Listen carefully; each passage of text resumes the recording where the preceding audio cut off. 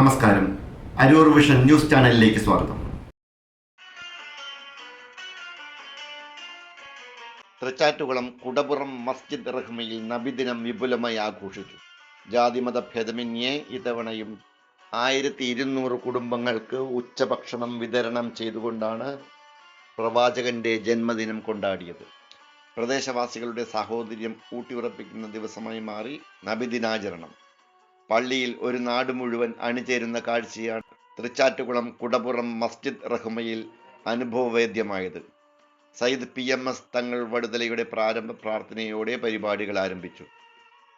HA Ahmed Saqafi, Hasan Musliyar, Suhail Saqafi, Saifuddin, Suneer, Ansar, Shukkur എന്നിവർ പ്രസംഗിച്ചു.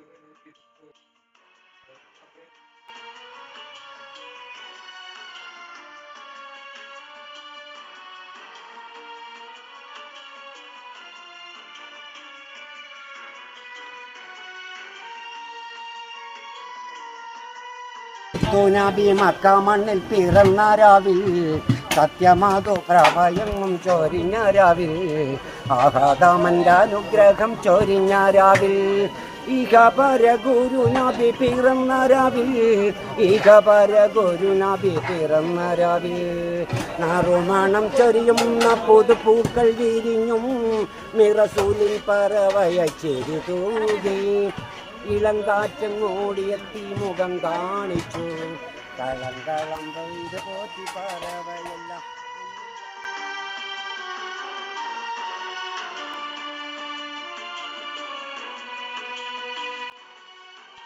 Aroor vision news ചാനലിന് വേണ്ടി LS അശോക് കുമാർ. നന്ദി.